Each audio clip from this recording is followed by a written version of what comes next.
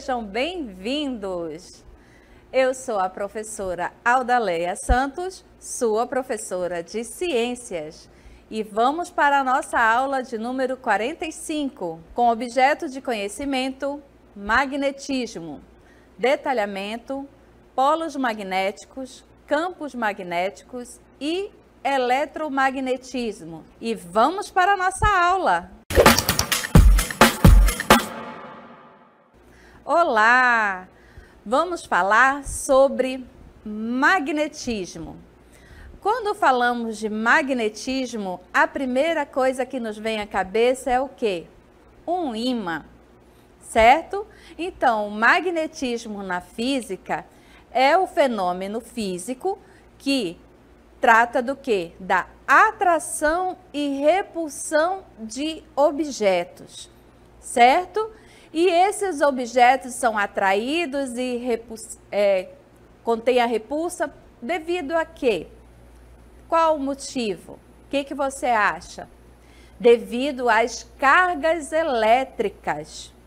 Professora, cargas elétricas, e de onde vêm essas cargas elétricas?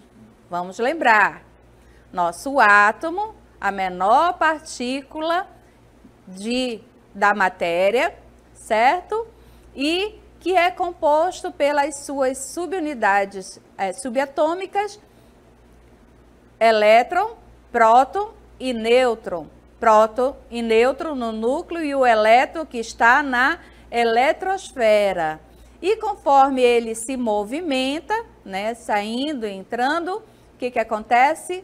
Gera energia. E aí, essa energia é transformada em quê? Em eletricidade, certo? Então, daí que vem as cargas elétricas que atuam nos ímãs que nós conhecemos. Então, o magnetismo é um conjunto de fenômenos que se relacionam com a atração e a repulsão que ocorre entre materiais que apresentam propriedades magnéticas. Então, o ímã, que aqui estamos vendo, é o quê? Um objeto magnetizado, certo? Então, o magnetismo é o que permite explicar, né, a atração que os ímãs produzem entre os metais. E por que que o ímã tem essa capacidade, professora? O que que ele tem aí de especial? Vamos ver. Os polos magnéticos. Os polos magnéticos nos ímãs são o quê? Regiões em que essas ações são intensas. De quê? De cargas elétricas. Essas regiões de maior atividade são chamadas de polos magnéticos, onde todo ímã possui dois polos, o norte e o sul, certo? Professora, mas o norte não fica para cima e o sul não é para baixo? Por que que aqui na imagem o norte está para baixo? Porque nos ímãs, nos polos magnéticos, o norte é para baixo. Ele é indiferente da questão que nós temos, né, geográfica, onde o norte é para cima. E por que, professora, que o norte, então, está para cima? Porque aí foi uma convenção, né, determinada há muito tempo, certo? Então, dentro dos ímãs, nós temos o norte, a região do norte para baixo. E aqui nós temos um ímã grande, né, representado aqui pelos seus dois polos, por isso que eles são dipolos. E a representação aqui do quê? Da imparabilidade dos ímãs, dos polos. O que significa isso?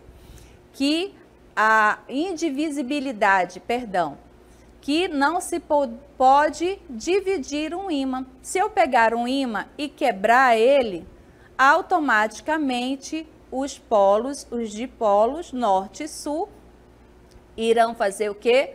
Se realinhar, certo? Então, sempre o ímã vai manter esses dois polos constantes.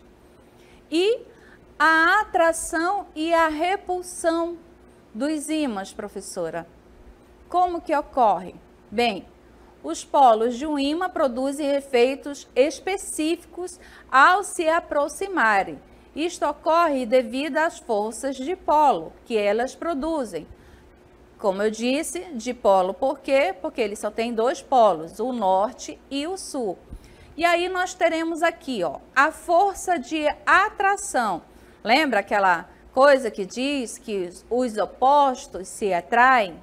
Dentro da física, para os ímãs, isto é correto. Então aqui, ó, norte e sul vai acontecer o quê? A atração, certo? Os polos estando iguais, se eu vir sul e sul, ou norte e norte, nós vamos ter o quê? A repulsão. Ou seja, polos diferentes provocam forças em sentidos opostos, certo? Então, a atração e a repulsão, ela vai conforme os polos que você coloca. E para gerar atração, os polos têm que ser o quê? Diferentes, certo? E dando continuidade, ao aproximar os polos diferentes, uma força de atração surge. Como caso os polos sejam iguais, né? Ao se aproximar, o que vai acontecer? Vai haver a repulsão. Então, se você tem um ímã em casa e quer fazer essa brincadeira, é só você testar. Se você conectar as duas partes e ele tender a se afastar, você está conectando o quê? Os polos iguais. E se um atrair o outro, é porque ali você vai identificar aonde está o polo norte e aonde está o polo sul. Ou seja, são polos diferentes que estão se atraindo, certo?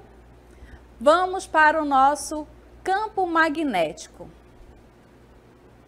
O campo magnético é a região do ímã onde essas forças atuam. E é chamado de quê?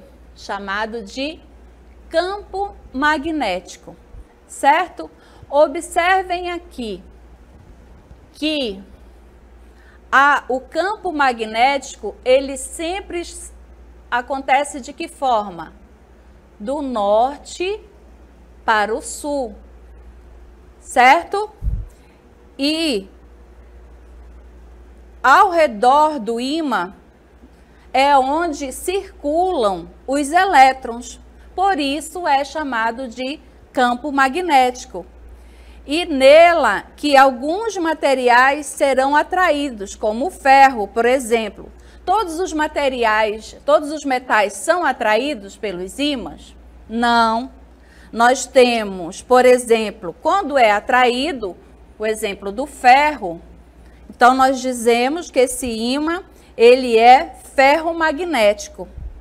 Se ele atrai o ímã, mas é pouco, nós chamamos de paramagnético, como o exemplo do alumínio. Se você pegar o ímã e tentar encostar no alumínio, você vai ver que ele atrai, mas lentamente, então ele é pouco atraído. E quando você coloca, por exemplo, o cobre perto de um ímã, ele vai fazer o quê? Ele vai repelir. Porque o cobre, ele não possui, né, a camada de elétrons, então ele não vai ter não possui a camada de elétrons, não, ele não tem a atração dentro do ímã, tá? Ele é chamado de diamagnético, certo? Então, essas aí são as nossas características dentro do campo magnético, que é formado pelo quê? Pelo movimento dos elétrons, certo? E agora vamos ver um vídeo sobre como que os ímãs trabalham, né? a origem ali dos campos magnéticos. Vamos observar. Para poder visualizar as linhas de força de campo magnético de dois ímãs, eu vou colocar a limalha de ferro dos dois lados de uma bandeja. Agora eu vou posicionar os dois ímãs de maneira que o norte deles vai ficar apontado para o lado de dentro. Então eu vou salpicar a limalha de ferro por toda a bandeja, e é assim que a limalha de ferro vai se alinhando com o campo magnético formado pelos dois ímãs. Como os dois ímãs tendem a se repelir, então as linhas de campo magnético formadas por eles também tendem a se afastar. Isso quer dizer que se eu inverter um dos ímãs, então eles tendem a se atrair.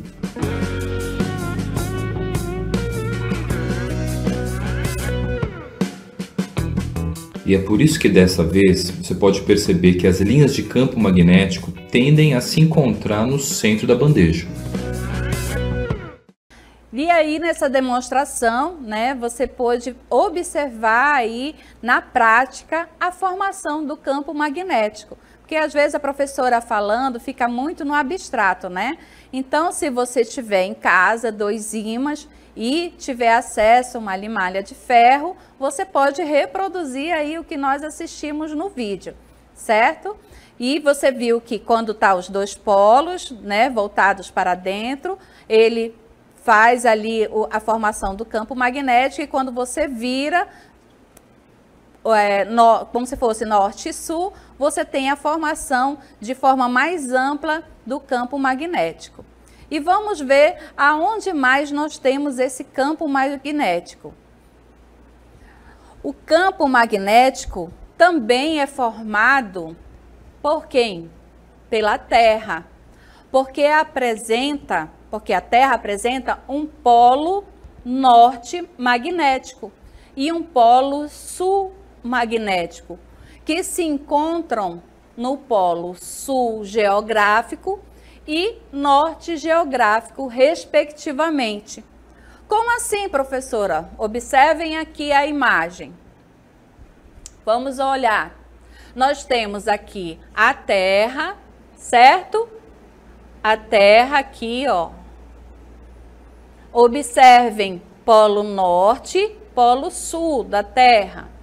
Aqui, ó, o eixo de inclinação da Terra. Observe que o polo norte geográfico está alinhado com quem? Com o polo sul magnético. Aqui, ó, certo? Deixa eu trocar aqui a cor para ver se fica melhor. Aqui, ó, polo sul magnético. E o polo norte magnético está alinhado com o quê? Com o polo sul geográfico, certo? E aqui nós vemos o quê? As linhas do campo magnético. Do norte, então as linhas do campo magnético, certo? Professora, qual a importância do campo magnético da Terra? Ela é de suma importância. Por quê? Esse campo magnético que nós temos no nosso planeta, ele nos confere o quê? Proteção. Ele nos tira de contatos do quê? Dos ventos solares. Mais à frente a professora vai explicar detalhadamente isso aí, certo? Então vamos ver a importância do campo magnético da Terra. Ela é de suma importância para a manutenção da vida e da comunicação terrestre, já que consegue evitar o quê? As partículas solares, as quais, caso não fossem desviadas por eles, o que aconteceria? Iriam danificar a camada de ozônio. Lembra? Nós temos aqui a Terra representando aqui, ó, o campo magnético da Terra, certo? Mas aqui também nós temos o quê? A atmosfera, a camada de ozônio. né? E essa camada de ozônio, ela é de extrema importância para o quê? Para nos proteger da radiação ultravioleta, né? E dificultando também a comunicação através das ondas de rádio, de televisão, internet, entre outros. Certo? Então, agora, nós vamos ver como que é isso na prática. Observem aqui. Ó, aqui nós temos uma animação, certo? Do nosso planeta Terra e o campo magnético em volta dela. Então, observe, a professora vai girar aqui, devagar, para você observar. Esse campo magnético, observe aí que ele parece um espiral, aquele negócio de colocar no cabelo para fazer o coque, ou então aquele biscoito que as crianças gostam muito, os donuts, certo? Porque esse campo magnético, ele segue várias órbitas e conferem aí, ó, um escudo de proteção para a Terra, certo? E aí nós vamos ver o quê? Por que que se diz que a Terra atua como um grande ímã? Por conta do seu eixo, né? Os polos definidos aí, Polo Norte e Polo Sul, que mantém centralizado a formação do campo magnético. Mas por que, professora? Da onde que vem esse campo magnético? Vem do centro do nosso planeta, onde nós temos a produção de calor interno, certo? E dentro nós temos o quê? O núcleo líquido. Vocês estão vendo aí na parte amarela circulando? Então, aí nós temos o quê? Transformação de calor através o processo de convenção. A convenção é a transformação, né, de sólido de líquido e gases, que faz o quê? A agitação das moléculas. E nessa agitação das moléculas dentro do núcleo do nosso planeta, é formada o quê? A expansão de uma corrente elétrica que forma o campo magnético do nosso planeta, certo? E essa formação aí é também conhecida como o efeito dínamo. Esse efeito dínamo é um efeito geofísico, né? Que confere aí, ó, aqui está representado uma bobina pela constante da produção dessa corrente elétrica e manutenção do campo elétrico. Agora vamos observar aqui. Ó, a professora não falou anteriormente sobre a coroa solar? Então, sobre o vento solar, vamos ver de forma mais detalhada. Então, o Sol, ele nos ilumina, correta? Aí, o que acontece? Para que seja gerada essa luz, ele está em constante o quê? Explosão. E ao fazer essas explosões para a produção da energia, ele solta o quê? Partículas, solta uma poeira solar. Que essa poeira solar, ela é defendida pela o quê?